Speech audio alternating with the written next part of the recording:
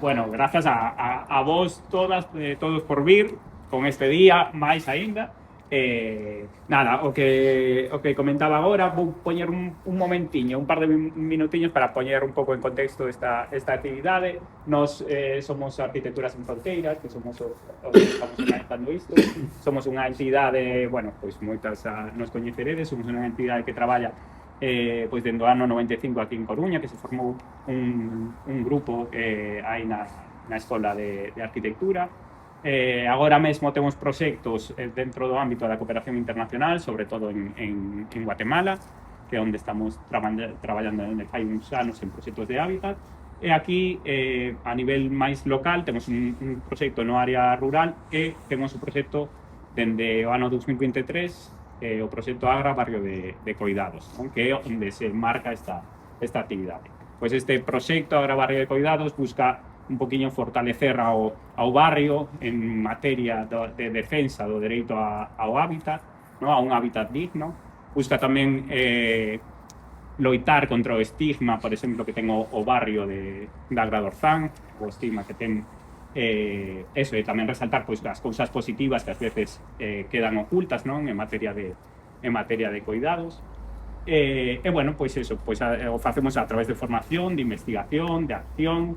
Facemos moitas actividades, temos unha página web que se buscades Agra Barrio de Coidados atopades, e aí vamos poñendo tamén pois as actividades que imos facer, un pouco planificación, tamén pois por si queredes pois unirvos a máis actividades. En todo caso, tamén cando facemos este tipo de cousas tamén intentamos difundila para que chegue o maior número de xente. Bueno, o roteiro, pois como poñíamos aí no cartaz, non? Pretende ser pois nesta liña, un roteiro para coñecer o barrio, en materia de cuidados, para coñecer pois un poquinho máis, afondar na súa historia, na memoria do barrio, na diversidade que ten o barrio, tamén pois a nivel urbanístico, pois coñecer todo o proceso do barrio, e pouco máis. Eso, moitas gracias por estar. Agora vou facer, unha brevísima presentación das persoas que nos van a acompañar. En todo caso, é un roteiro aberto no que todas e todos podemos participar, é dicir, a xente, sexa deste barrio ou de outros que queira aportar, pois aquí estamos para escoitarnos, eso, para facer tamén un poquinho de comunidade, non? Dentro do barrio. Entón, bueno, están nos acompañando pois Urso Souto, músico, escritor. Se queredes engadir máis cousas vosas, xa podedes engadir vos. Moitísimas grazas, Urso. Está Iago Carro, que é arquitecto e membro de Ergosfera. Está Cintia Álvarez Palomino, que querías que tamén se nomee o teu segundo apelido. Bueno, ela é xornalista, é tamén activista antirracista, investigadora. Nada, moitas grazas a todas e todos. Bueno, podemos empezar xa por aquí. Temos feito un percorrido con 9 paradas. Se o tempo se mantén así, faremos as 9. Se hai que improvisar e taparnos en algún momento, pois haberá que buscar a cubrirlo. Pero bueno, nada máis, eso, deixo aquí que empecéis, non sei quen quere empezar. Aquí temos o Ágora, que é un tema para falar. Temos aquí tamén esta maravilla que están facendo aquí diante. Así que, bueno, pois comenzamos, non sei quen quere empezar un pouquiño. Iago, Ya. que tes moito que contar. No, bueno, sobre este espacio en concreto, o plan parcial de San Pedro de Bispo, pues creo que o que máis se leva falando nos últimos anos neste barrio como unha oportunidade perdida de alguma maneira, non? Uns barrios ao redor que tiñan como moita expectativa do que podía pasar aquí, nun territorio que sempre, nas últimas décadas, sempre foi utilizado non dunha forma urbanizada, pero si dunha forma informal, como un lugar de paseo, de estancias, que estaba de alguma maneira acoplado ás dinámicas vitais das persoas, como un lugar de poder andar, de ver animais que normalmente se encontran a kilómetros da cidade, aquí se vían, había a aldea da Gramela. E desde o punto de vista urbanístico, pois moito que comentar, quizáis o máis importante sexa que este plan continúa cunha idea urbanística moi do século, de algún momento moi extremo do século XX, que basicamente se caracteriza por a tábula rasa, que é dicir, arrasar todo o que hai e construir de novo.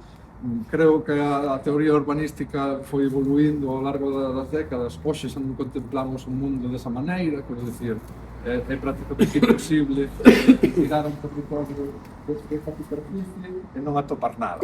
Hai que estar moi cegado por unha idea da modernidade para non entender que hai desde trazas camiñeiras hasta patrimonio natural, rochas que moitas veces levaban historias detrás de lugares de reunión, de mitos, etc. Infraestructuras importantísimas dentro do punto de vista histórico da cidade, como a viaxe de Visma, etc. Non? Quer dizer, que a cuestión máis alá do que se vai a facer, que por suposto é un desenvolvemento residencial, pero bueno, as cidades crecen así a través deste tipo de desenvolvementos, teñen o punto crítico, neste caso concreto, da escala, quero dicir, hai moitos urbanistas que pensamos que as cidades deberían crecer con paquetes, digamos, de outras escalas, que planificar a tan grande escala non ten sentido, porque limita moito o tipo de axentes que poden participar na construción, teñen que venir pois, grandes empresas promotoras, grandes empresas constructoras, etc. Non?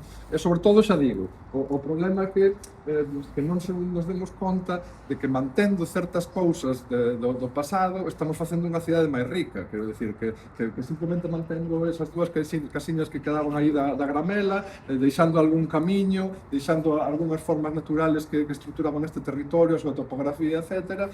O resultado podería ser moito máis rico, non? Porque confrontaría diferentes estratos que ao final o que fan máis complexa e máis rica a cidade, non? Cando se xuntan diferentes momentos, diferentes tecnoloxías, diferentes ideas do territorio, etc. Non? Entón, quizáis sexa a cuestión máis problemática.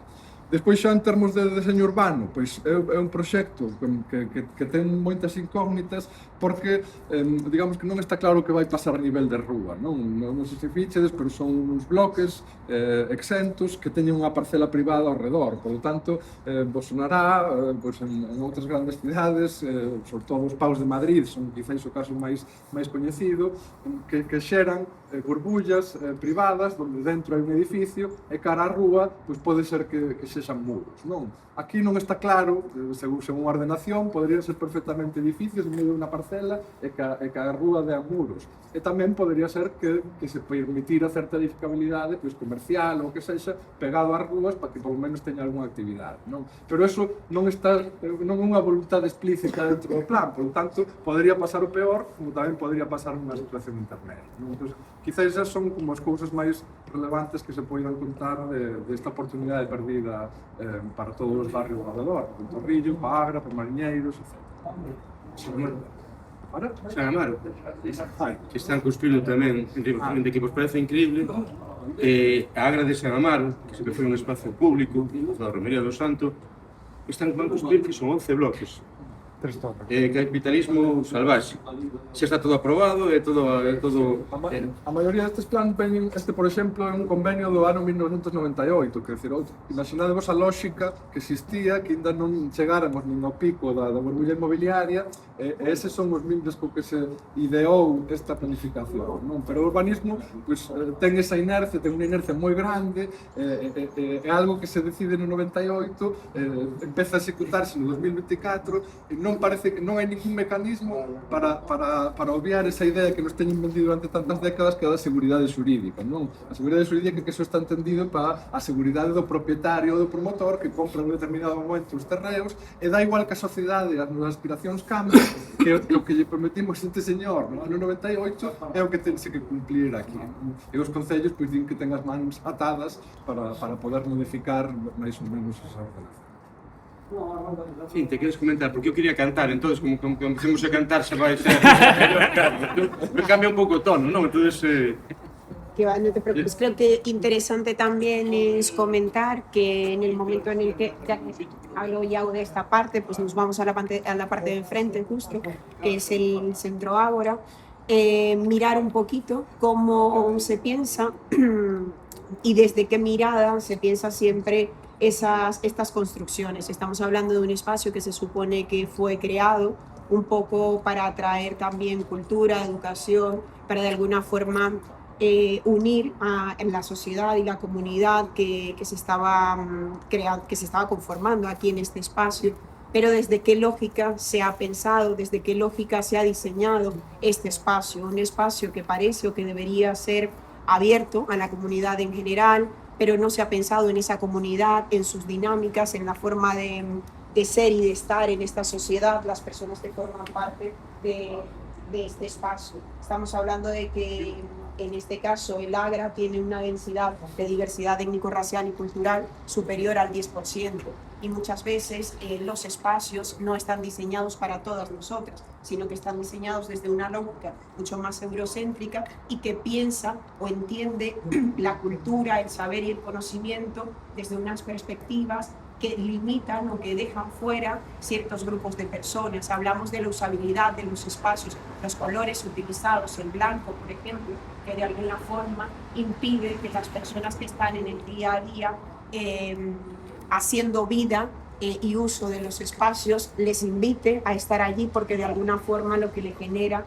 es un distanciamiento, un respeto de cuidado, no voy a ensuciar esto, cuidado, no quiero usarlo, no lo vaya a dañar. El tema de no poder tomar alimentos dentro de los espacios, eso limita muchísimo el uso. Entonces, ¿para quién y desde dónde está pensado también muchas veces los espacios? ¿Está pensado realmente para la diversidad que existe dentro de esta sociedad, o está pensado únicamente para un grupo de personas? Pues ya no para un grupo de personas en concreto, sino desde qué lógica está pensado en los espacios. ¿Estamos pensando los espacios realmente para vivirlos, o estamos pensando los espacios simplemente desde una lógica de querer dar de alguna forma reproducir esa idea de cultura o de conocimiento que ya tenemos arraigada y que viene interiorizada desde hace mucho tiempo?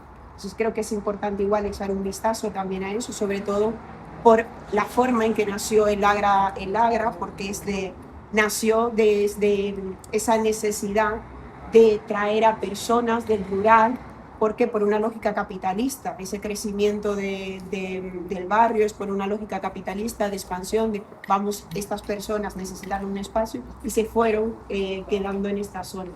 ¿Qué pasa? Hay que echar una mirada a esa diversidad y entender esa lógica también capitalista, y un poco intentando romper con ella y cambiar, básicamente. Eso, podemos dar un paso cara adiante, que vos digo, porque se fechamos o círculo e mirade que nos entendemos, entonces cambia xa o tono, pero que desde atrás, pois claro, o que diste, isto é, digámoslo claramente, xa sei que non solucionamos nada, pero é capitalismo salvaxe. Capitalismo salvaxe na reorganización deste lugar, o que decías ti, eses planos daquela Coruña, tiña tiña a zona de ser unha persona con moita vontade, con moita autoridade. Para min era, aos feitos me remito, era un títere dos constructores, falou de Paco Vázquez. É dicir, estes planos estaban aí, o de Santo Amaro parece algo terrible. Aí está, sin coñecer nada o contexto, nin os porqués, chantan este edificio, como diste, blanco, impoluto, que dá medo tocalo, que de entrada non dialoga co contorno. Dialoga tampouco con contorno, que comentábamos naquela conversa. Sabedes que os mariñeiros facían unha lumeirada maravillosa. Ali abaixo, facíanse, hasta facían barcos e tal. Desde que está agora xa non a poden facer, porque hai unha ordenanza de perigos, de lumes e todo isto, etc. Así brevemente. Eu fui un profesor unha temporada aquí no Agra do Orzán, no instituto, e dixenlle a rapazada alumnado que íamos facer unha excursión a Monte Ranchero. ¡Guau! Se emocionáronse todos, e os pais, chegou un rapaz con un coitelo de monte rancheiro e tal, e entón chega o día e dinos, onde está vos? Que vos? Como, non somos a Monte, sí, pero Monte Rancheiro iso. É dicir, os que temos diante do fuciño é que ninguén nos conta. E nesa ignorancia tamén se basan estas dinámicas. Como a ciudadanía non estamos informados, nada sabemos, e o que acabas de contar, claro, arrásase todo, pero aquí estaba a Gramela, o Coidal, que é un topónimo único en toda Galicia. Non pasa, claro, que costía pedir un letreiriño? O dos nomes. O dos nomes é moi importante. Aí está Bisma e a Carón están Los Rosales. Quen decidiu iso? E hai un debate. Agora xa forma parte da memoria afectiva de moitas persoas, e non lle lo podes cambiar. Pero eso sempre se chamou Fontán. Era o Val de Fontán. E era un nome parlante, estábamos contando moitas cousas. Todas as borrascas do Atlántico baten contra esas rochas, e, por lo tanto, ese monte está preñado de auga. Por eso temos aí a Arqueta dos Frades, o que comentabas ti, a levada, a auga, a tría de aguas da Coruña, que logo baixa pola poseo das Pontes. Comentaba unha señora que na Agra do Orzán, en Ilo Tempo, anos 50, que ainda non tiñan servizo de auga, pois iban ali ao acueduto a coller a auga. Entón, hai toda unha historia, unha tradición, chega un constructor e di, depois de 2000 anos ou centos de anos chamándose Fontán, chega un constructor que di, Lito Liñeira, en concreto, urbanización Los Rosales, próxima construcción, bumba, e arrasan todo, e non hai dereito. Quería que cantásemos, que é a mellor forma de encontrarnos cunha contorna. E nos fixéramos unha canción cando te veamos en Radio Coruña que decía así, cantando unha vez eu e logo vos repetides. 1, 2, 3, 3. Hai Agra do Orzán furada no ceo, como os aparcadoiros da Rolda do Outeiro. Veña, 1, 2, 3, 6 as palmas. Hai Agra do Orzán furada no ceo, como os aparcadoiros da Rolda do Outeiro. Rúa Barcelona, Hong Kong galego, damos a vida por un palmo de terreo. Rúa Barcelona, Hong Kong galego, damos a vida por un palmo de terreo. Polo sí, polo non, especulación. Hai Agra do Orzán. Desde arriba, vamos. Vamos a un tono, que un pouco. Hai Agra do Orzán furada no ceo, como os aparcadoiros da Rolda do Outeiro. Rúa Barcelona, Hong Kong galego, damos a vida por un palmo de terreo. Polo sí, polo non, especulación. Hai Agra do Orzán. Un aplauso para este que... Todo o evocador da gusto. Que xa temos un tempo, xa nos collo frío. A miña nai falaba dos pregóns, de como se vendían os produtos pola rúa. Ela lembraba. O máis famoso era como se vendía o peixe. Ela vivía na Rúa da Torre, e isto escoitaba. Parrochiña, viviña, viña todos. Parrochiña, viviña. Cantas eso e a cidade ilumínase. Ese tempo vendíanse tamén as castañas. Pero vendíanse as castañas non eran asadas, eran cocidas nunhas olas grandes. E na Rúa Real anunciámonos así. Ala que van fervendo, ala leva las castañas. Todas. Ala que van fervendo, ala leva las castañas. Non estou falando de Monforte ni dos Enqueros, falo da Coruña. Tamén ese palincesto, esta capa de sonidos. Estes dos pregóns é un xénero, estou indo moi rápido, un xénero musical e todos cantamos pregóns, todas. Todas sabedes un pregón moi famoso? Sí. Non sabes? Sí. Sí. En Coruña é unha cidade escarranchada, un pé aquí e outro pé en Cuba, por tradición. O pregón máis famoso é... Manís, veña, 1, 2, 3. Manís, outra vez. Manís. Si te quieres por el pico divertir, tómate un cucurruchito de manís. Do sol la, si la sol, do sol la, si la sol. Ben, por que conto todo isto? Porque San Pedro de Visma ten música, e ninguén non lo di. Vas ao Arquivo de Cánticas da Terra e está a foniada de San Pedro de Visma, está colada para ter música.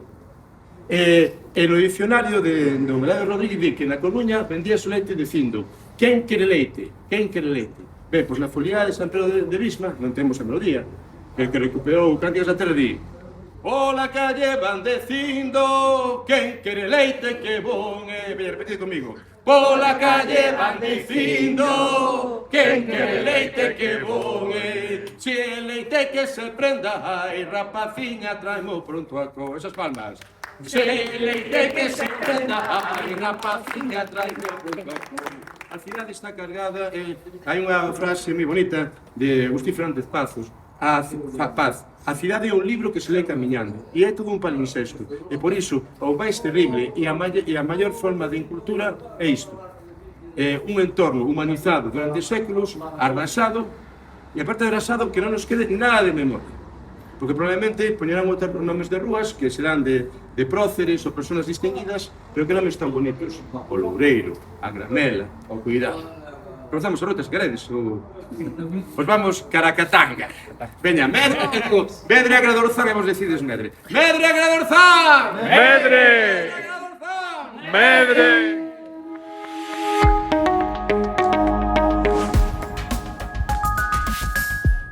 Estamos en Catanga. a parte de atrás de Katanga. Realmente, o nome chamase, foi inaugurado no ano 1964 e o nome oficial é Vivendas Sociais de Evaristo Martín Freire. Daquel momento, gobernador civil da Coruña, do ano 64. 600 vivendas, máis de 3.000 habitantes, que se fizeron a familias humildes e numerosas. Había unha familia que tiña 6, 7, 8 fillos. Simplemente, isto estaba lonxe de todo. Rodeado de leiras, o bus paraba por ali, polo Piruleiro, e este era... foi conhecido como Katanga e logo máis adiante foi conhecido como Uralita City. Porque non sei que lles convenceu que a Uralita era magnífica e recubriron todo con Uralita. Bueno, sí, a ver, comentarás algo. Achegámonos ben, eso é mellor. Sí, mellor. Mira que non nos entendemos. ¿Qué cosas así pueden ser destacables de este sitio? Por una parte, el tema de cómo miramos la ciudad de diferentes escalas, ¿no? Katanga, que son, pues, en realidad, 4 bloques, que non son bloques, en realidad, están divididos, pero son como 4 bloques paralelos a Ronda Outeiro. Por unha parte, como de Xurxo, sí, as imaxes, ao ser este roteiro centrado no Agra do Orzán, as imaxes aéreas, pois, dos anos de cando fai, 64, imaginadevos isto, como diel, no medio da nada, quero dizer, que mirando cara aquí eran hortas, e mirando cara ali era un Agra, era unha moi construcción onde a maioría das rúas ainda non estaban feitas, por lo tanto estaban aquí no medio da nada, junto co que depois acabaremos a ruta Mariñeiros, que é previo a isto, do 57, non? Entón, isto, e por outra parte, a cuestión da perspectiva das escalas como miramos a cidade. A todo o mundo, estas casas parecen de os 4 bloques exactamente iguais, non? Sin embargo, hai unha microsfera de coñecemento no que os propios habitantes diferenciaban moitísimo entre os diferentes tipos de bloques. E, por exemplo, o último bloque era o que tiña a peor fama de que incluso as xentes que vivían en outros bloques, aos rapaces, non lle deixaban xuntarse coa xente que vivía neste bloque, non? Porque era os que tiñan peor fama, porque aquí, pois, despois, nos anos posteriores, pois, foi cando chega a droga, crece todo ese estigma, etcétera, tamén un tipo de familias que vivían. Entón, que o que moitas veces parece non exactamente igual pola forma, ten incluso diferencias internas que só a través dun coñecemento, pois, se poden chegar a percibir, non? E despois, como non vamos volver por aquí, tamén por comentar un pouco e situar un pouco o contexto do Ventorrillo, que é outro barrio, que é un pouco a outra cara das posibilidades de desenvolvemento urbano que había neses momentos, non? O Ventorrillo é do 68, o sea, comeza a facer un pouco despois destos bloques, e ten unha configuración xa planificada, que é o contrario ao que veremos na Agra, non? Xa é un diseño de plan parcial deses anos 60, movimento moderno.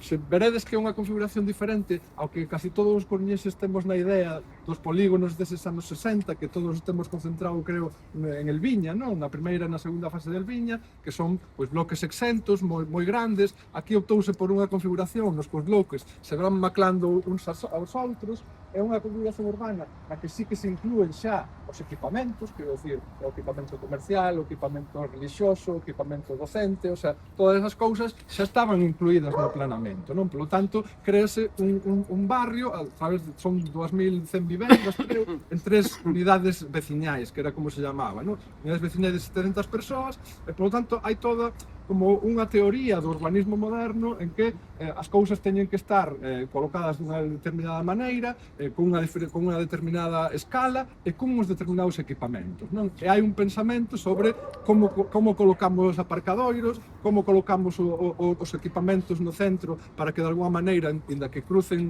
tres rúas con tanta pendente, pois que se poda camiñar en sentido transversal por sitios peatonais, que, por lo tanto, que os nenos poidan ir ao colexio, se suponse, pois, sen pasar polas rúas, etc. Non? Entón, este é como a outra cara das posibilidades de urbanismo que se daban nesa época, que tamén ten moitos problemas, e que o momento moderno tamén foi superado por novas teorías, pero que nese momento se podían facer de diferentes maneiras as cousas. Non? Porque como vou cantar outra vez... Si tengo algo voy a ir comentando. Claro, pero, por favor, comentade vos. Eso se hacía de un libro que se lee camiñando. Aí estamos. Por exemplo, ocurríaseme que tamén na miña adolescencia isto era que coñecido como as pistas estaban as rúas trazadas, entonces era un descampado, foi moi importante para a música galega, conto un pouco pola anécdota sempre.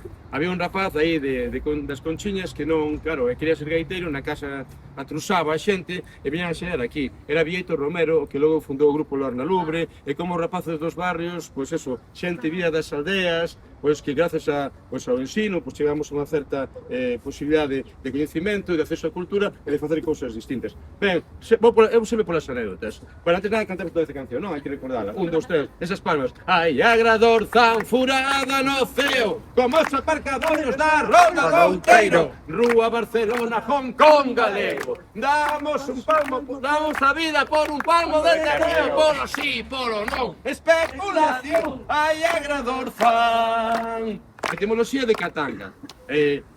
A popular, a máis coñecida é pola guerra de África, pola guerra de Katanga. Como rapaces conflictivos, entón se poñían nomes de cuestións bélicas.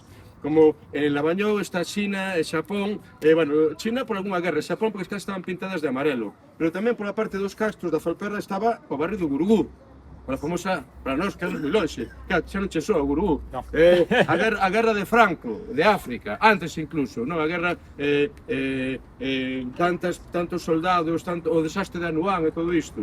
O Monte Gurugú, que para tomar o Monte Gurugú morreron rapaces, casi todos eran daqui da zona de Galiza e León. Pero os propios catangueños, que están moi orgullosos de Katanga, ten dúas etimoloxías. Unha, decíame Brandariz, porque no cine de Riazor había unha película que se chamaba Último tren a Katanga. Pero está Patiño, que é o Golfai, un grande sindicalista criado aquí, que non era por eso. Que foron ao cine unha vez e viron unha película de indios e saliu o indio Jerónimo coa escopeta levantando e decía Jerónimo Katanga Guachipi. Bueno, trapalladiñas. O importante era un contingente de poboación que os xantan aquí no medio da nada, sin servizos, que teñen que sobrevivir lonxe de todo, que se sinten marxinados e marxinais, que lembran a súa infancia como maravillosa porque estaban rodeados de leiras, de hortas, de animais, o que ti dicías, pero con esa contingencia de marxinación. Entón, un ano, na Katanga nunca pasaba nada, o Concello dixo que se iba a facer unha festa. Entón pensamos que lle iban traer a orquestra dos satélites, estaban todos contentos. Así foi que empezaron papá e mamá. Pero non, trouxeron a agrupación de Pulso e Púa Albéniz. E aquelo foi, estaban tan cabreados que por expresar aí, pois un deles rachou o palco. E o día seguinte na prensa, los bárbaros de Katanga, ese punto de marxinación. E logo, claro, pois eran todos pequenos delincuentes, e o máis famoso era Luis o Mangante. Luis Mangante, que a historia máis poderosa del foi que secuestrou unha lavadora.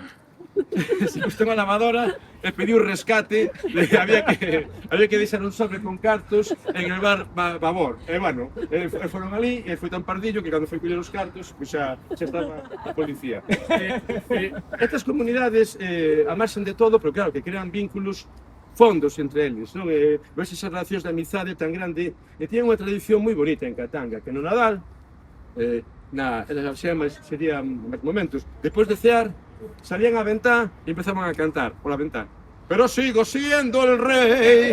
E competían a ver quen cantaba mellor, non? Entón, fixemos tamén outra canción que fala disso, e di así, é moi fácil, China, Xapón, Corea, Labañou.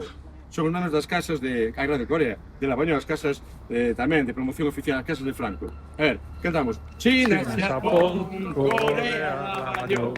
Canto se canta na casa, polo Nadal berramos na ventá. Neno, eu son de Katanga, vai. China, Xapón, Corea, Labañou. Canto se canta na casa, hey. Polo Nadal berramos na ventá, hey. Nena, eu son de Katanga. E la la la la la la la la la. La la la la la la la la la la, polo Nadal berramos na ventá. Neno, eu son de Katanga. Algo moi bonito. Claro, quero dicir, barrios que estaban a marxen de todo, esquecidos por todos os servizos, pero que estaban, eso sí, cheo de vida. Das marxes sempre xeon da vida. Porque ese dato que adiantaches, pensade, Ágara do Orzán, construíense as casas dunha forma desaforada, sin ningún servizo, nada. E logo andando o tempo onde fan o centro de saúde, ali nun extremo, onde fan o ambulatorio Venturriño, onde fan o colexio, alá, non había ninguna praza, eso veremos despois. Pois eu quería conducirvos como a conciencia popular e a marxe do gran discurso ergueu unha estatua e agora un mural ao seu ídolo, o Neno da Silva. Mucho bueno.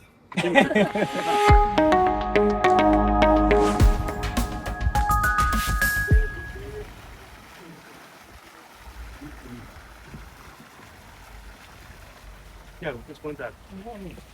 Vale, pues comento rápido, si te queres. ¿Dónde te pucho? Mirad, comentaba a Iago, esta rúa, vedes que, claro, que non tan estreita que houve por un novo. Este lado é Rodrigo de Santiago, este lado é Mosteiro de Cabeiro. Quedou ben. Este barrio, cando as pistas estaban construídos de aluvión, non tiña nada. Non estaban sin asfaltar, había problemas de servicios e tal. A asociación de veciños constitúese, aparte falamos dos anos 70, tan dinámicos políticamente, que transformar todo, e o primeiro que fan, en vez de pedir que tapasen as foches, os baches, foi unha estatua a un cantante, a Pucho Boedo. Non entendo nada.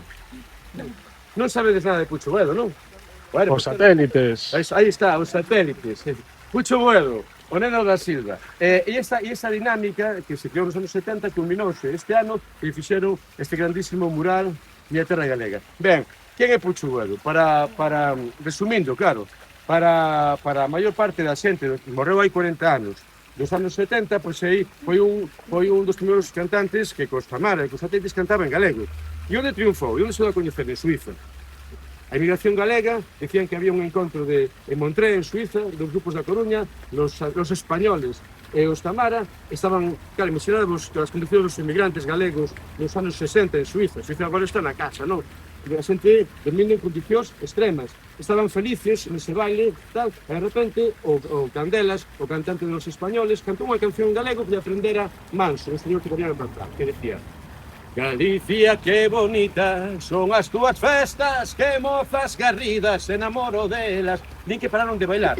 E todo o mundo emocionouse tanto escutar en galego, cantando esa canción en bucle. Entón Pucho Boedo e os Tamara empezaron a cantar en galego e foi maravilloso. E esas cancións, claro, vos xente nova como a min, pero están aí. Levaime airiños como unha folliña seca. O Puxo, recuperaron cancións que, por certo, falan moito da Coruña como cidade esclavista, e non nos damos conta, queria comentar despois, Cintia, como unha noite na eira do trigo, o reflexo do branco luar, un mito, claro, un mito. Pero claro, un cantante de orquesta, algo menor, pero quen era Pucho Boedo? Pucho Boedo era o Neno das Silvas, que é a aldea que está aí arriba. Silva, aí arriba, estamos en Coruña, e nas festas cantaban: Silvada arriba, palco moderno, está adornado con bioteiros. Silvada abaixo, e parco antigo, está adornado con ouro fino. Esa cultura popular da que nada sabemos. Naceu nos anos 20 do século pasado. O seu pai, como todos os obreiros da Coruña, da CNT, o líder do sindicato de canteiros. O seu irmán, da CNT, do sindicato de albanés. Dicían que o neno Pucho cantaba tan ben que as mulleres no río paraban de lavar para escoitalo. Era como Orfeo, non? Era maravilloso. É unha infancia, que decir, feliz, vivir na aldea. Nese momento, Coruña era unha cidade onde o sindicalismo mayoritario era a CNT. Tamén estaba o XT coas cigarreiras, como sabedes. Pero esa idea de que a xente popular, a xente obreira, mediante a cultura e a formación, podían cambiar o mundo. De feito, había un ateneo anarquista que se chamaba, mira un tema tan bonito, o fíjense aí, el resplandor en el abismo. Claro, a cultura que va a cambiar o mundo. Ven o golpe militar, matan o pai, matan o irmán, claro, empieza a ser ricas, un cantante, claro, matan o 12 anos aproximadamente, outro irmán marcha polo mundo e non se encontrará con él ata a final da... E claro, él non podía expresar, todos sabían que era, todos sabían que era o fillo de Boedo asesinado no 36, pero non podía falar de política, non podía expresar. En aquel momento da transición, os rapaces da universidade, os festeiros, mirábanos como un poquinho por riba do trello, pero cando cantaba, e tinha unha canción preferida que se chamaba O vello e o sapo, un poema de Curros Enrique. Un vello que perdeu todo, clama contra os ceos, e só lle responde un sapo, e di: Cro, decide crotó, 1, 2, 3, 3. O logro poético de Curros é inmenso, porque na nosa cultura, polo menos, o sapo non é un animal de compañía. É algo repulsivo, un sapo. Isto me está tan desesperado que o seu único amigo é un sapo. O Pocho Boado morreu no ano 86. A última actuación foi en fin de ano na televisión galega. E quixo cantar esa canción tan triste. Que raro, non? En fin de ano. Bueno, pois para o final da canción di: mirou cara aos ceos, co puño pecheado, e riu o puño. E cara aos touzales, Rosmando marchou, cos ollos perdidos na escura extensión. O sapo que oía repuxo: cro. Estaba morrendo e estaba vencendo. Estaba na televisión pública para todo o país reproducindo o saúdo anarquista do seu pai, do seu irmão. Puchiño, va. Medre Agradorzán! Medre! Seguimos.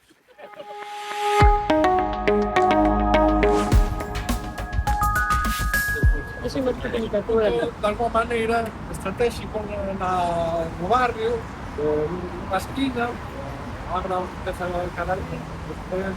É moi significativo porque é algo así como un nodo urbano de información, vale? Unha gran rotonda, algo que hoxe só vemos plagado de coches, de actividades, pero tamén de actividade humana. Se miramos para as 4 esquinas, por señalar solo algúns das cousas que vemos, temos aquí o karaoke, coa Fala del Bucel, temos ali aquel bar que se chama o Tapa Bar, ali o Burger King e ali o Gatos. Son como 4 cousas que poden parecer banais, pero que en realidade non están falando de como se construi unha modalidade urbana ao longo do tempo, con diferentes capas, que acaba tendo un peso moi importante nas estruturas das cidades. Hai 1000 rotondas, 1000 espazos como este, desta escala, en grandes cidades, Madrid e Barcelona, que vemos como co tempo foron se transformando, de repente amplíase o espazo público e van gañando peso cada vez máis no tempo. E todas comezaron así, sendo grandes planadas de asfalto, que tomadas polos coches, pero que as actividades humanas de repente van facéndoos cada vez máis humanos. Aquí, por falar de algúns dos temas, o karaoke é un sitio increíble que lle dá a esta esquina da cidade vida durante todas as noites, todos os días da semana. Quero dicir que é importantísimo pensar que sitios moi centrais da cidade, como a Pescadería ou a Cidade Bella, teñen un total de 0 locais abertos un martes ás 4 da mañá. Aquí hai vida, nesta esquina hai vida na cidade, non? Entón, isto xunto con, por exemplo, o Tapa Bar, que é un local de dominicanos, tamén donde se pese clarísimamente que poideron tomar un lugar, expresar a súa cultura, calquera podemos ir aí e sentirnos de alguma maneira que estamos noutro planeta, non? Tamén como as grandes marcas transnacionais tamén queren poñer o pé aquí, aparece o Burger King nesa localización, un sitio tamén moi frecuentado, e tamén xa no ámbito máis local, unha institución a nivel da Coruña como é o Gadis, o lugar onde tamén vamos e tamén ten lugar neste lugar.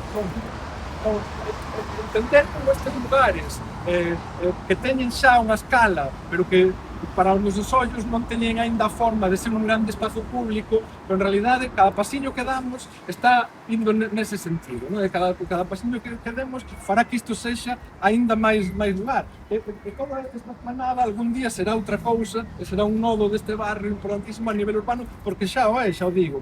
Que algo que moitas veces non lle damos moita importancia, que é que a cidade é cidade as 24 horas. Non é, toda a hexemonía do mundo está construída a través duns ritmos laborais que son desde 8 da mañá ás 8 da tarde, e iso, digamos, é o que máis importancia se lle dá a hora de construir as cidades. Pero as cidades son 24 horas, algo tan banal como que haya un nodo onde polo menos 2 lugares estén abertos en todos os días da semana, dalle un aura a este lugar dunha escala metropolitana, de moita xente que onde non ten onde parar un día a esas horas, acaba neste sitio, un barrio que non coñece en absoluto, que seguramente nunca pasará desta fronteira, pero acaba aquí.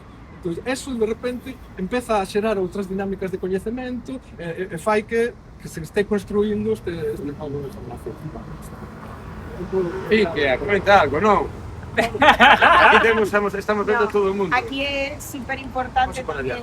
Aquí es súper importante, yo creo que lo que comentaba Iago se ve reflejada también en estos lugares que se han mencionado, esa diversidad étnico-racial que está presente de manera muy palpable dentro de este barrio, dentro de la sociedad en general. Se nota mucho eso, la diversidad gastronómica a través de esos restaurantes y cómo han conseguido un espacio dentro de este barrio y esta sociedad. A partir de ahora ya lo fuimos viendo a lo largo de todo el Agra, cuando veníamos andando, íbamos avanzando, veíamos cómo hay varias tiendas también que están siendo atendidas por personas migradas, pero ahora en esta parte en concreto, en la calle Barcelona, vamos a ver esa presencia de personas con diversidad étnico-racial. Vemos mayoritariamente hay población senegalesa y población de Latinoamérica y del Caribe.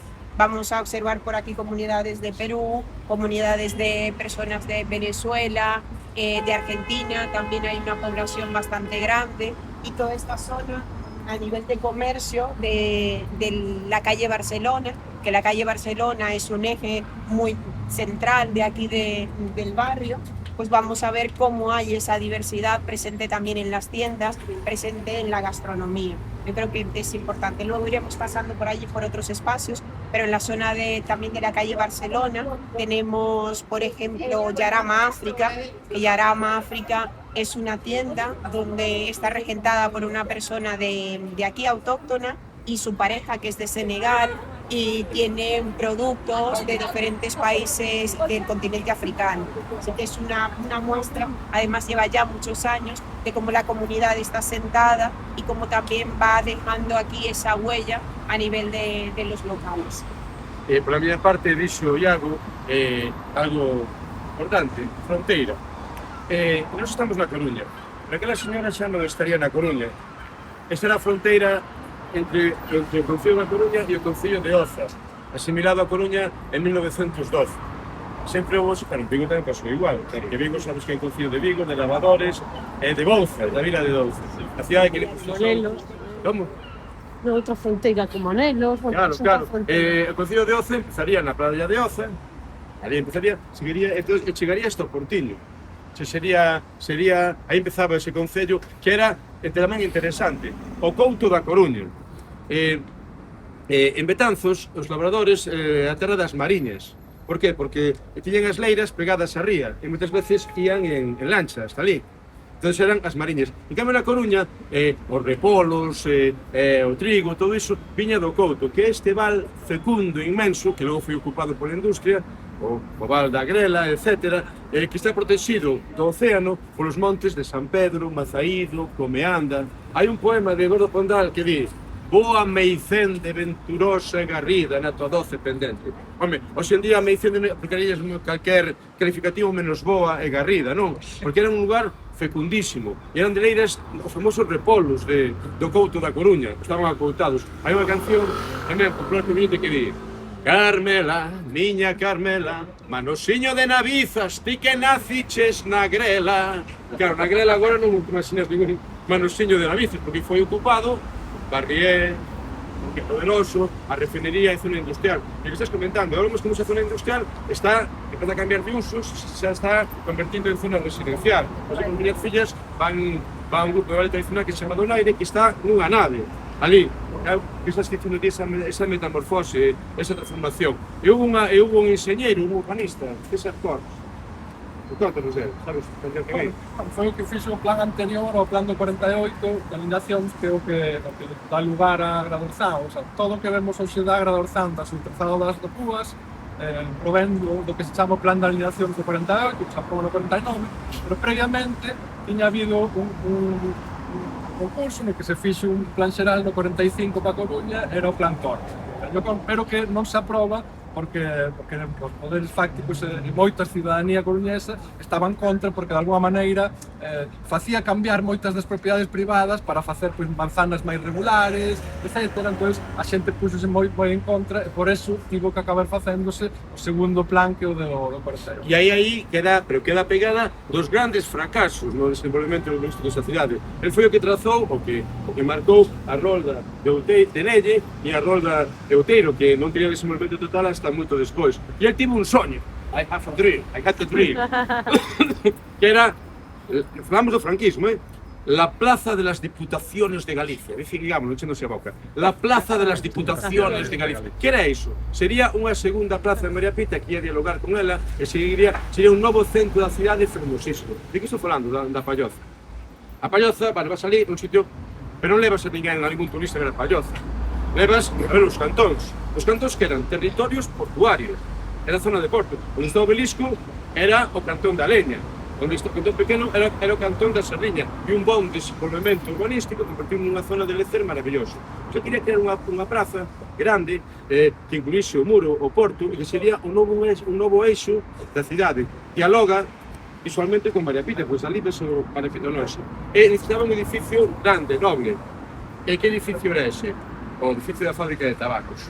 E como estamos en franquismo, pues, hai que inventarse unha institución, nas Diputaciones de Galicia. Non se seguiu. Por que digo isto? Porque temos unha oportunidade maravillosa, agora esta cidade milenaria, un territorio portuario, de crear algo para a historia, ou, unha vez, especulación, caminamos por aí, non? Para eses campos, esas leiras da Agra do Orzán, onde cantaba Pucho Buedo, do Couto da Coruña, silvada arriba, palco moderno, Carmela, miña Carmela, manosiño de navizas de que naciches na grela.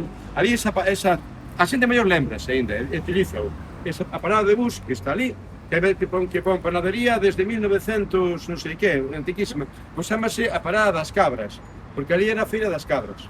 Había unha feira e des queda na memoria, e este ven incorporar todo isto. Venga, seguimos. Pues eso, Medre Agra do Orzán! ¡Medre!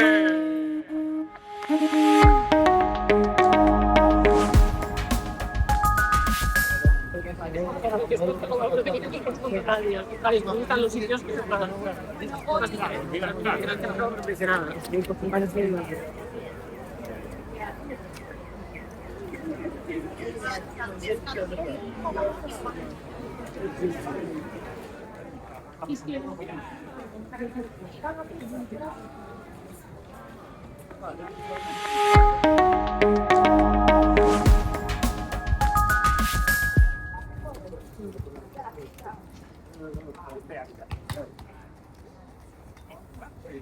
Tiago, fórate un poquillo. No, porque ponen los demás, ¿qué te está pareciendo? Maravillosa, claro, o que te comentaba a ti, que ao final tamén pues isto é unha riqueza grandísima. Para min, eu penso que para todas, sabes?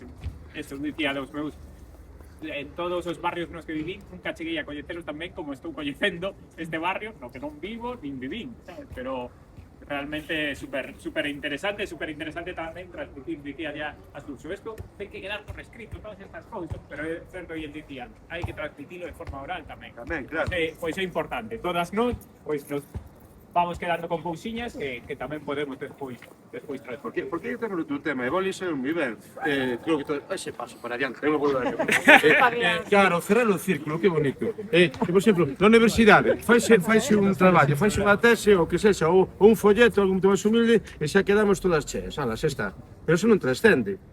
Por isto é moi importante camiñar, compartir, ir desde as anécdotas e contar iso outras persoas para ir crecendo unha rede. É a única forma de cambiar as opinións. Aquel programa de radio. Sí, señor, xa choveu, a tropa da tralla que facíamos. Sí, señor.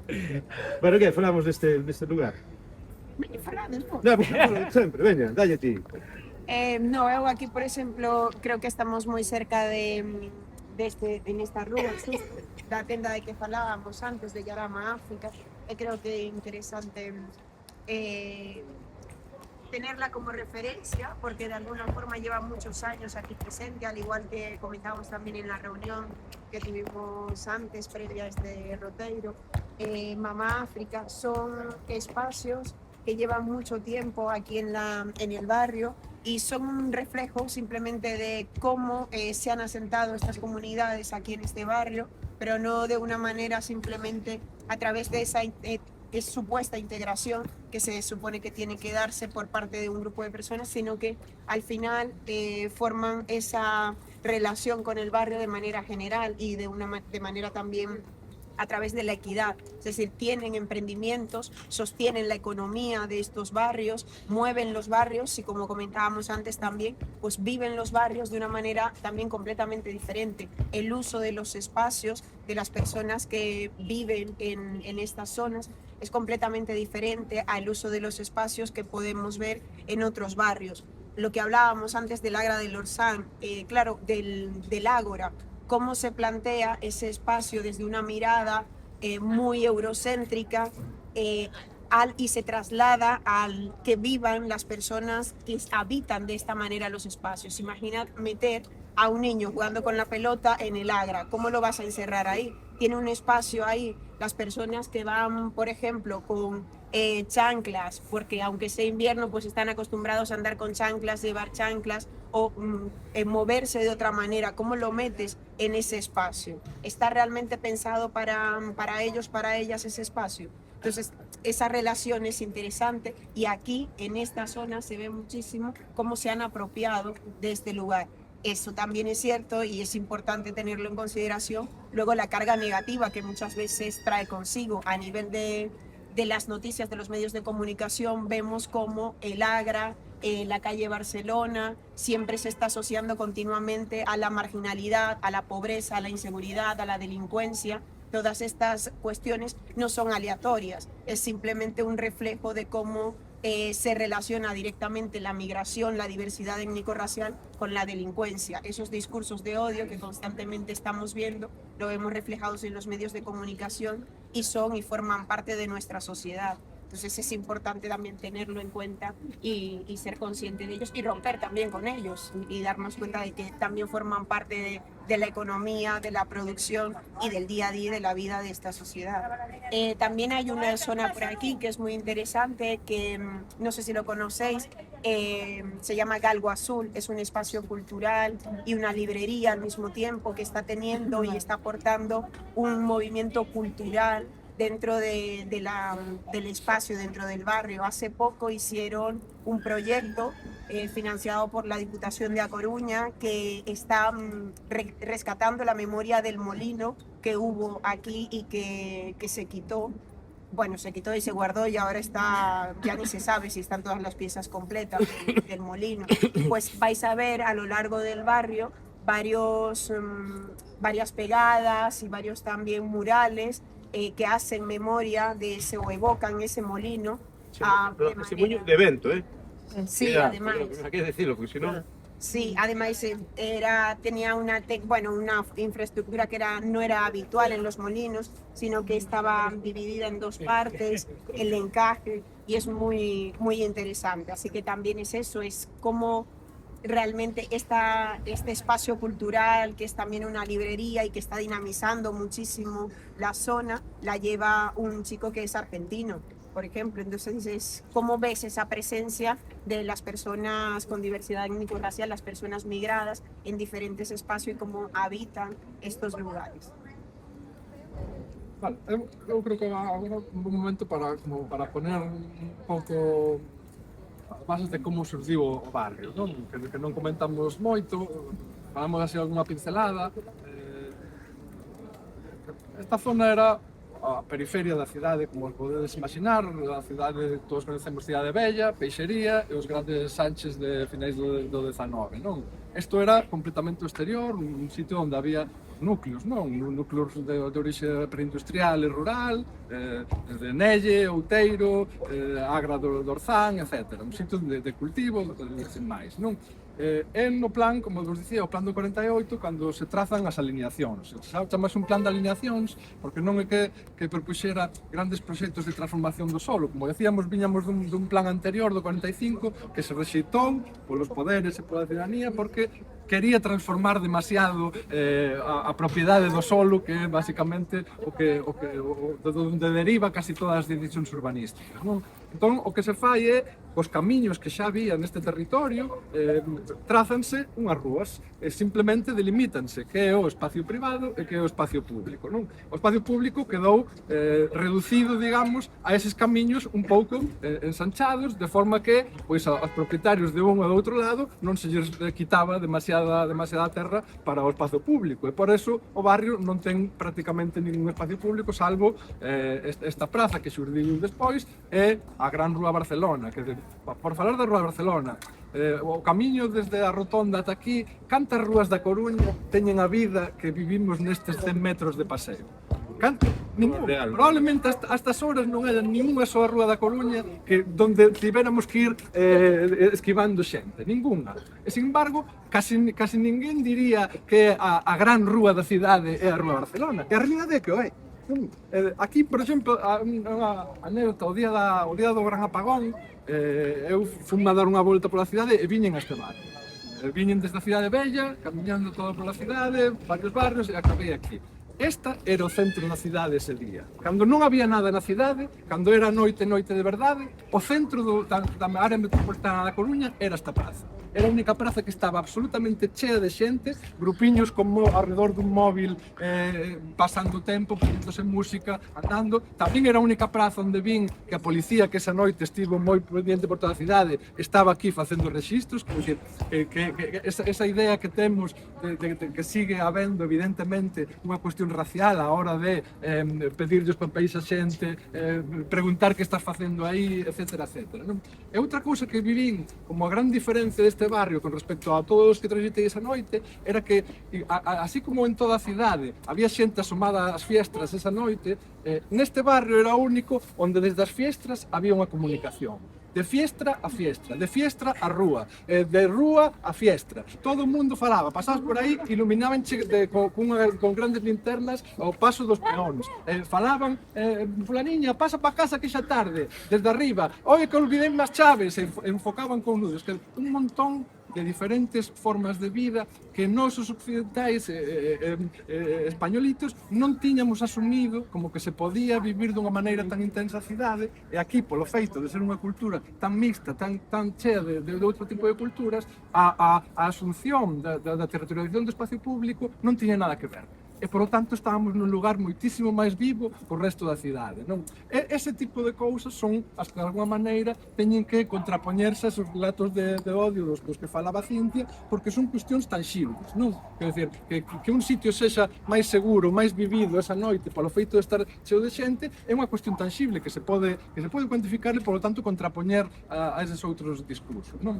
Entón, como vos dicía, por tomar o tema do urbanismo, aquí simplemente trázanse unhas rúas que por eso teñen unha configuración non ortogonal, non? Un barrio tan concentrado, unha vez se trazan nese plan as dúas grandes rondas radiais da cidade, non? A ronda de Nelle por un lado, a ronda do Outeiro por outro, en moitas outras ocasións da historia urbanística o que se fai, se trazan esas grandes vías e a partir de aí se fai pois un ensanche, unha retícula cuadriculada con certa orde, etc. Aquí, como xa vos digo, para non soliviantar aos propietarios do solo, que se fai os camiños que xa existían, simplemente anchalos. E por eso toda a configuración tan complexa que ten toda esta rúa. Non é así desde un principio o tipo de edificios que ven. Non, si o tipo de parcelario, que é un parcelario pequeno, xa vos digo, non transformado como nos grandes polígonos del Viña, senón o parcelario que xa existía de orixe rural, que se empeza a levantar, pero ao principio levántase con casas de baixa, de planta baixa, planta máis un como moito. Despois vamos a ver unha que para min é o caso máis significativo das que quedan. É a partir dos seguintes plans, xa no plan do 67, cando se permite empezar a subir alturas e cando xa isto explota e empeza a vir. Primeiro, como xa comentamos, para un tipo de migración, sobre todo galega e da Costa da Morte, e despois para xa a segunda ola migratoria. Aquí temos como dous parámetros que creo que son importantísimos a hora que surden en calquer conversación sobre a área. Un é da densidade e outro é da biodiversidade. A partir de outro é o das carencias, ou das problemáticas que se viven nun barrio e que están relacionadas de alguma maneira con esas dúas cousas. A densidade non é un parámetro estándar que se pode decir a mellor cidade que os seres humanos podemos construir neste ano 2025 ten que ter tal densidade, pois 100 vivendas hectáreas ou 120, non. O único que sabemos desde a ciencia urbanística que a gran densidade é boa para as relacións sociais, non? Fai que a cidade sea máis camiñable, que teñamos todo a un paso, que as relacións sociais sexan moito máis continuas e, polo tanto, fortes, e, polo tanto, se creen tecidos culturais importantes. E hai unha cuestión que é esa relación entre diversidade, a posibilidade de que aquí houbera diversidade, que de alguma maneira empezamos a entender como está relacionada tamén cos carencias. Quero dicir, que a posibilidade de que despois desa primeira vaga migratoria que ven do rural galego, puidese haber unha segunda ola migratoria, está tamén determinada por as carencias que tiña o barrio, de non ter espazos públicos, de estar completamente ocupado polo automóvil, porque xa tiña pasado a gran revolución do automóvil dos anos 60, polas condicións das vivendas que se construíron moi rápido. Hai tamén outra cuestión que parece que nese tempo, nos anos 50, 60, como xa se estaban planificando os polígonos del Viña, que era, se supón que o lugar natural de expansión da cidade, como se estaban planificando os polígonos, paralizaron todas as licencias. Por lo tanto, os espacios entre rondas eran os sitios onde se podía, digamos, derivar toda a presión de toda a xente que estaba chegando á cidade para construir vivenda. Por eso se construiu todo rápido a partir dos anos 40, 50 e 60. Non? Entón, esta cuestión de poder ter asumido esa segunda vaga migratoria precisamente porque os precios do solo e das vivendas non eran tan altos por as malas condicións é o debate a gran contradición coa que temos que lidiar no presente. Non? Quer dizer, que teria que pasar para que este barrio puidera asumir, imaginademos, unha terceira vaga migratoria dentro de 10, 15 anos? Se por unha parte queremos mellorar este barrio, é imposible que este barrio, que hoxe en día, fixademos que comezou tendo unha posición periférica, excéntrica, con respecto ao que se entendía pola cidade. Pero no ano 2025 a cidade chega ata Sada, ata Cambre, ata Colleredo, quero dicir, vivimos nunha área metropolitana, estamos no puro centro da área metropolitana, quero dicir, o valor destes terreos é incalculable a día de hoxe nese tempo. Entón, a gran pregunta que nos facemos os urbanistas hoxe en día é como podemos mellorar as condicións de habitabilidade de barrios como este, pero sen nin expulsar a poboación actual e permitindo que poidan aparecer novas vagas de acollimento, de migración, etc. Non, é unha contradición non resolta. Non resolta. Nun sistema, o sea, no sistema no que estamos, capitalista, non se pode resolver, porque calquera mellora que fagamos implica que suben os prezos. Quer dicir, e despois, pois temos actuacións como esta, sobre as que xa se poden discutir máis pormenorizadamente como o lugar onde estamos agora, non? É un lugar que cambiou no 2013 e no 2015, cando se fai o aparcadoiro, que de alguma maneira era unha reclamación tamén veciñal por esa cuestión da absoluta primacía do automóvil privado e a necesidade de aparcadoiro para as clases traballadoras, etc., e que se decide facer aquí un campo, a pesar de que aquí pois había un arboredo que os que o recordedes pois era increíble, era un lugar maravilloso, non? É que como nos dicía Xurxo outro día, existen aparcadoiros, sí, na Rúa Laracha, pero escondidos, están escondidos, ¿no? Tamén na Rúa. Antes había, porque a Rúa de Barcelona agora é peatonal, e decías antes que era un espacio libre, pero os que somos vellos daqui recordamos perfectamente que a calle de Barcelona era unha calle con coches. Eu lembrome, sobre todo en Navidades, que había que ir a Rúa Real a mercar os regalos e despois había que vir a Rúa de Barcelona, que era onde tamén había moitísimos comercios, un sitio, vamos, a ir para mercar eses agasallos, non? E daquela había eso, tráfico rodado por aí, e aparcamento, pasaba o bus, e incluso tamén lembrome perfectamente das disputas e das protestas, non? Dos comercios cando se decidiu peatonalizar a rúa, e todos os problemas que daquela había, e que agora mesmo pois supoño que está todo o barrio, vamos, de feito, como decías antes, é o único espacio libre xunto con esta praza, non? Sí. Eu así recollendo as ideas que surdiron, vivo xusto en riba de Mama África, o que significa ese espazo de integración e de normalidade. De cando en vez vexo que está ali un rapaz 24 horas na terraza. Está claro que un rapaz que acaba de chegar e que ten un punto de acollida. Eu recordo as historias como contaban os inmigrantes galegos que decían, non, dixome un rapaz ali en Donou. Si, fun ás plataformas petrolíferas do Mar do Norte e cheguei a Rotterdam. Que tiñas? Non, tiña que ir a unha pensión que chamaba La Flor de Galicia. É un espazo onde está ali o rapaz, estaba 24 horas, o mellor durante, 24 horas polo día, sempre que subía e tal, sempre tiña ao lado unha bebida, un elemento, un lugar de acollida. decir, que como se tece dende a base, pero dende a integración, de desenvolvemento económico, é un local aberto onde todos podemos entrar. Sobre esta natureza, sobre este urbanismo torturado e extraño, o que comentaba tamén, é que os parece increíble, nesa mazá de casas, dentro hai un chalé.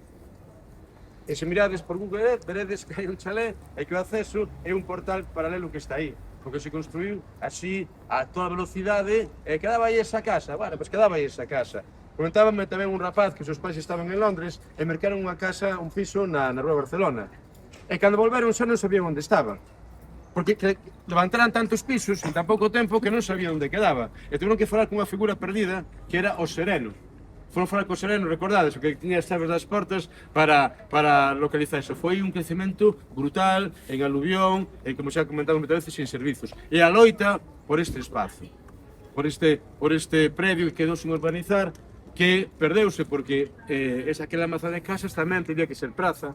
E aquí, durante moito tempo, había unha poza, recordaste? Recordaste, non? Sí, sí. Era unha poza de auga e había un letrero que poñía "se proíbe pescar". Así que era unha... conseguiuse esta pequena praza, aquelas árbores maravillosas e ese falso debate, o debate mal informado, de que facía que había que facer un aparcadoiro subterráneo. E foi aí esa acción que se tiraron as árbores, en fin, e logo descubrimos que no Outero hai aparcadoiro xeito, e levar a Megraña, que fora presidente da Asociación de Veciños, un histórico, creo que o coñecías, ou levarme ver na Rúa da Laracha, que hai un edificio, que hai metidiño, nese metidiño que quedou, pois hai un acceso a un aparcadoiro con plazas a Eito. Entón, recollendo todas esas ideas, fixemos unha rumba. A rumba de Agradorzán, é así. Veña, hai que dicir Agradorzán, Orzán, Orzán, Agradorzán, Orzán, Orzán, Agradorzán, Orzán, Orzán. Eu quero cantarlle o vento, eu quero cantarlle o mar, quero cantarlle o cemento, miña Agradorzán, Agradorzán, Orzán, Orzán, Agradorzán, Orzán, Orzán. Perú, Perú, Perú, Perú, Peruleiro, Medreagra, Senegal, Amazonas, as conchiñas de forestación, Agradorzán, Orzán, Orzán, Agradorzán, Orzán, Orzán, Agradorzán. Un aplauso para todos nós. Ole. Que son Amazonas as conchiñas, tiñamos unhas árbores dignas, eu non, houve que cortalas para facer o aparcadoiro. Continuamos, entón? Unha última reflexión sobre o tema da diversidade, non? Que como construímos unha idea da globalización como a modernización, que aquí na cidade da Coruña, por exemplo, simplifícase moi ben con todo o que todo o que ten que ver co centro, ca historia, co turismo, coa vida Inditex, non? Creo que toda esa idea de globalización é real, é presente, tampouco podemos mirar para outro lado, porque existe, estános poñendo nun lugar do mundo tamén compartido por moitas outras cidades do planeta, e, polo tanto, creo que hai que mirar para ele. Pero a cuestión é que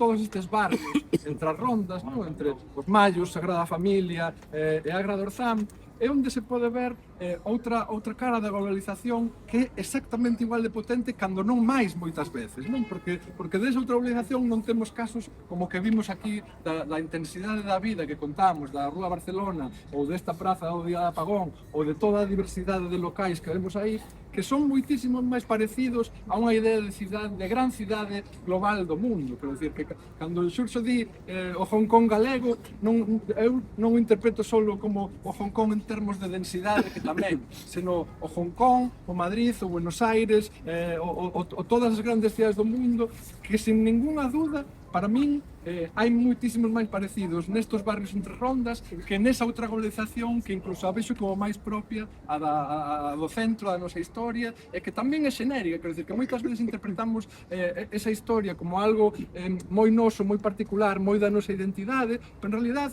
a todas as cidades todo o mundo va a ver o centro histórico. Quero dicir que é algo tamén xenérico igual que isto. E aquí esta condición de cidade xenérica, non? Que todo se construiu parceliña a parceliña, que non hai un proxecto global, que se supón que non hai algo identitario, en realidad está producindo unha cultura global contemporánea compartida por todo o planeta e que, por tanto, estes momentos de vivencia de algo compartido creo que son moi importantes a reivindicar, non en contraposición, pero sí como outra forma máis de globalización e de modernidade, a parte da que todos temos en mente que é a que representa o centro, Inditex, etc. Pero unha pregunta que lle fago a Cintia máis a ti.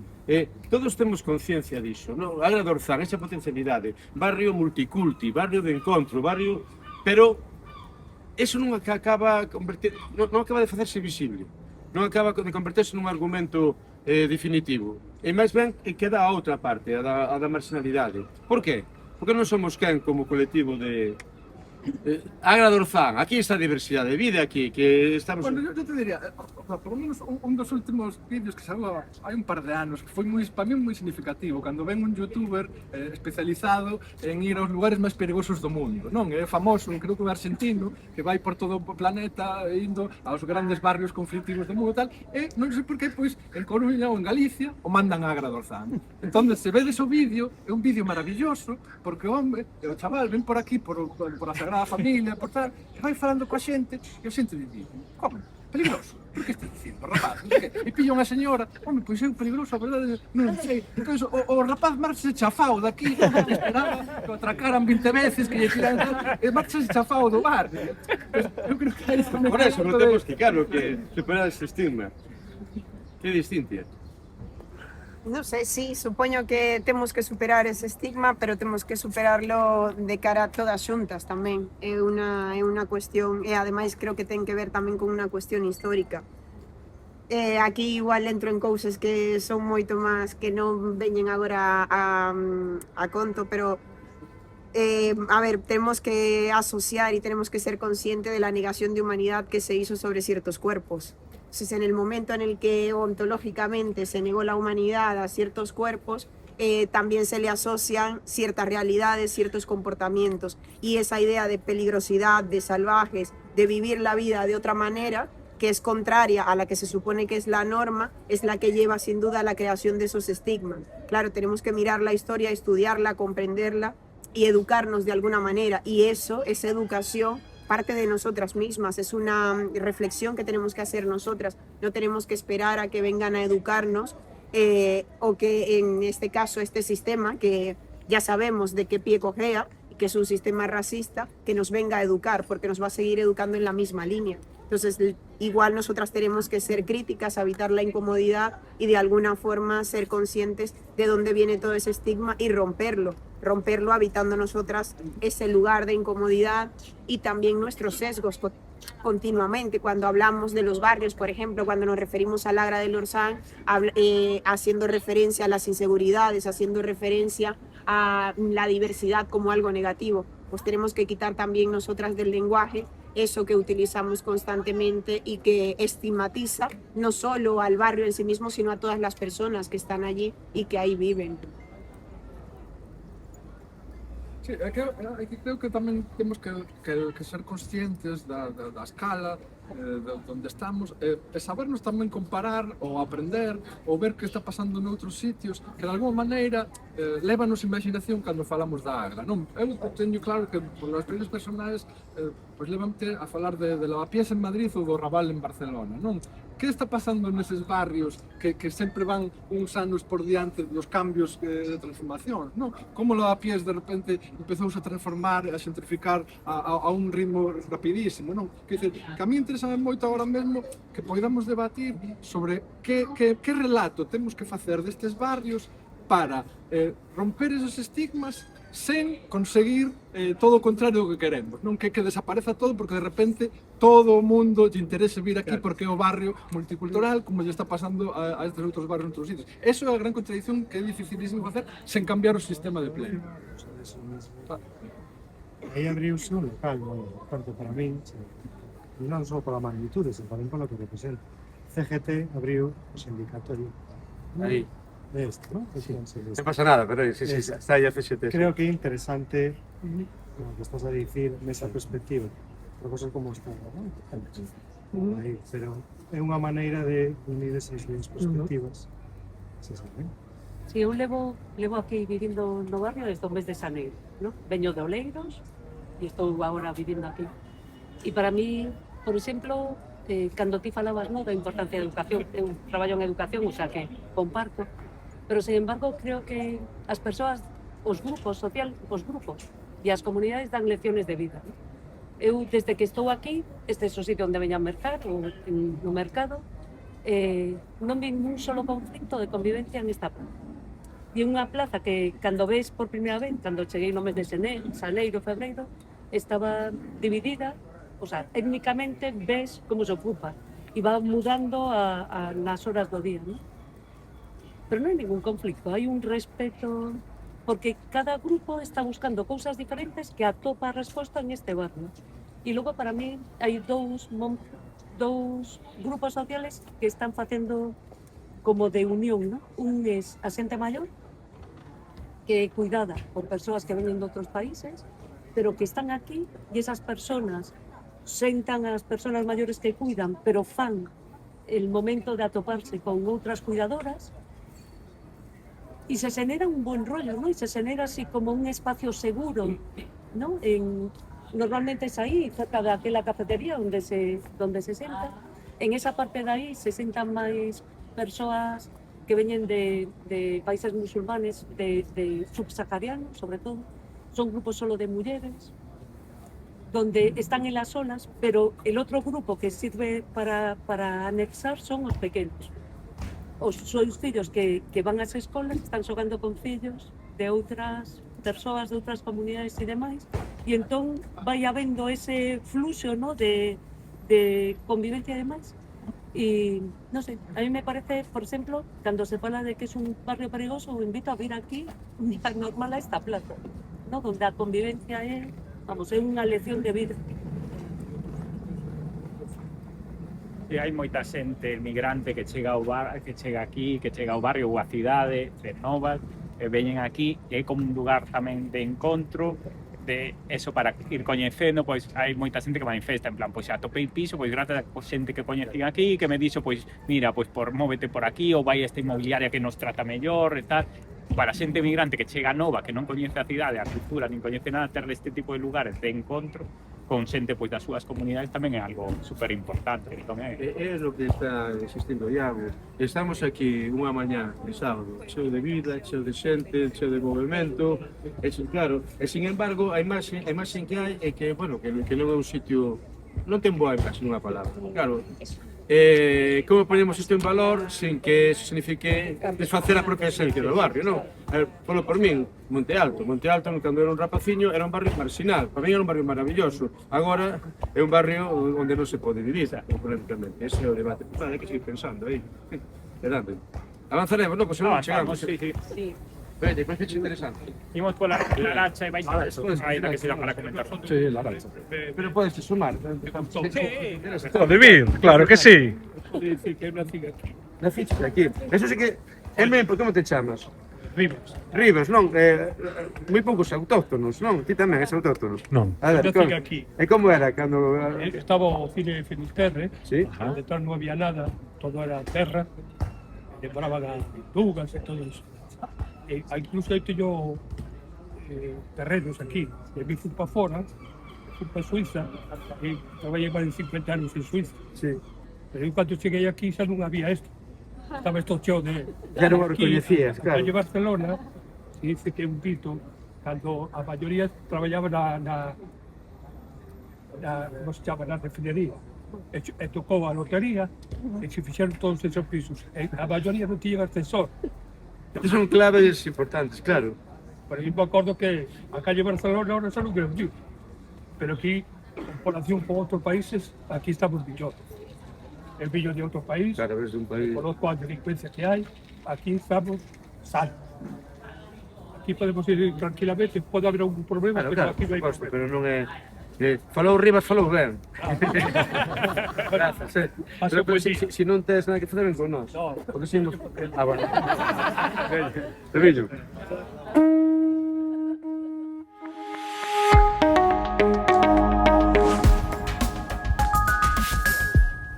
No, Non, nada, que esta é probablemente a vivenda máis antiga que queda ahora, no cadastro ponte de 1930, pero bueno, que é previa a ese trazado de alineacións, que decir, que sí que existían casiñas no barrio, e son de estilo.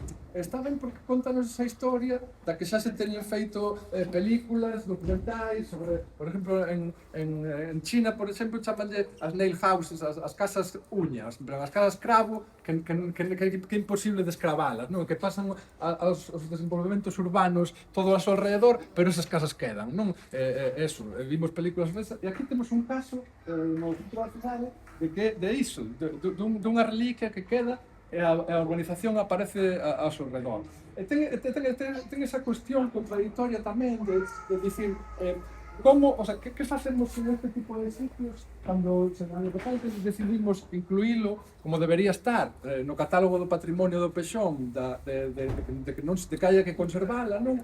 E que en realidade, desde o punto de vista capitalista, eso sería como castigar os propietarios que non podería ter feito mal que fixeron os outros, non? Entón, é curioso esas contradicións de como de repente o único que o fixo ben entre comillas, o sea, que xa tiña a casa feita e non tirou pisos para arriba, en realidade é a que a maneira que temos de que o común aproveitémonos desta maravilla é dicirlle que non pode construir como fixeron os outros veciños, non? E todo o sistema inmobiliario, urbanístico e legal español está baseado neso que falábamos da seguridade xurídica e da xustiza. E a xustiza só se entende dicindo que se o propietario desta parcela lle permitimos facer baixo máis 6, o que está ao lado ten que ter o mesmo dereito, non? Esa lógica tan simple é na que se basa todo o urbanismo, non? Entón, é outra desas contradicións que temos que ver como traballando.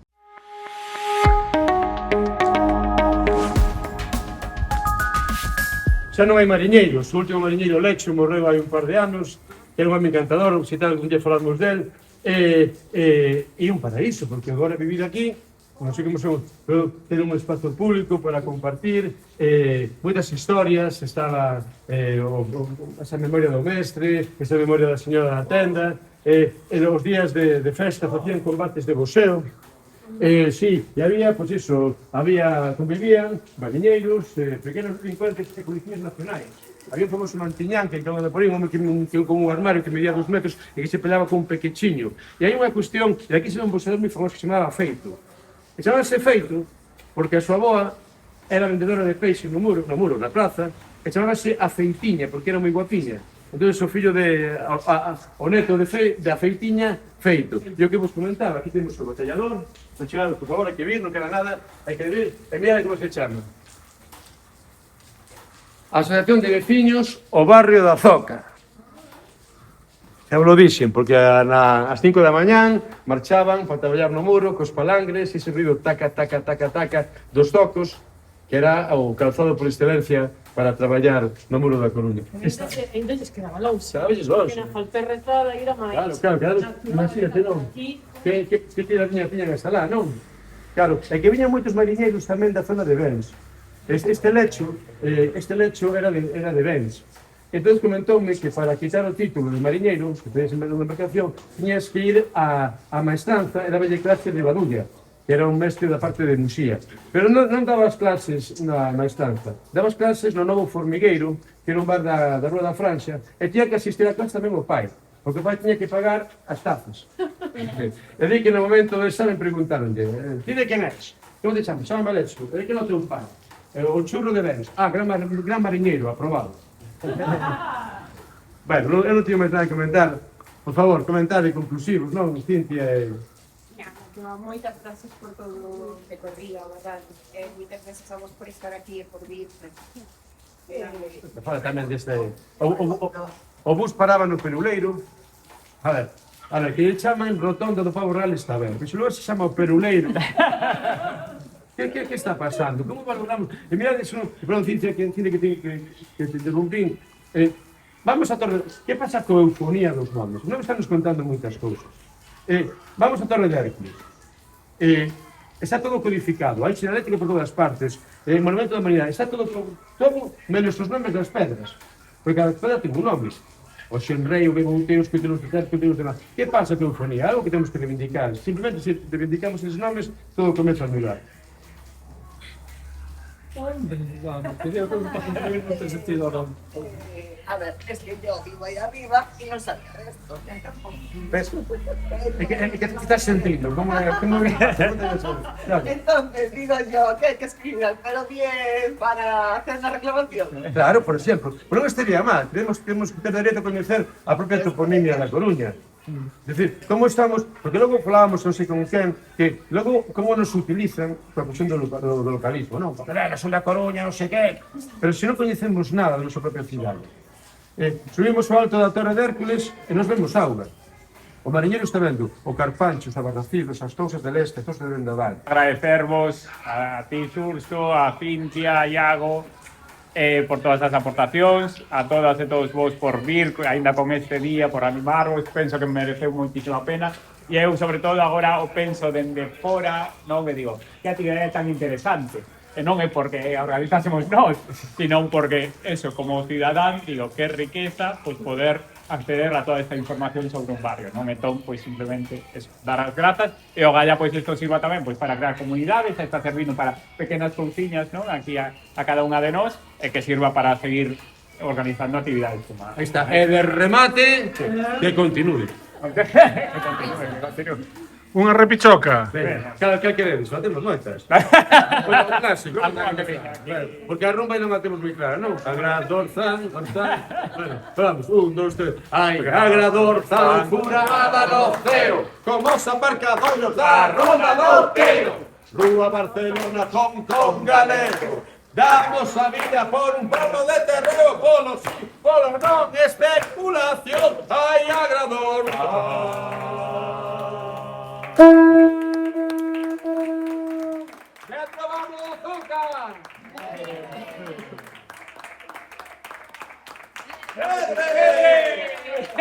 ¡Metro vamos de azúcar!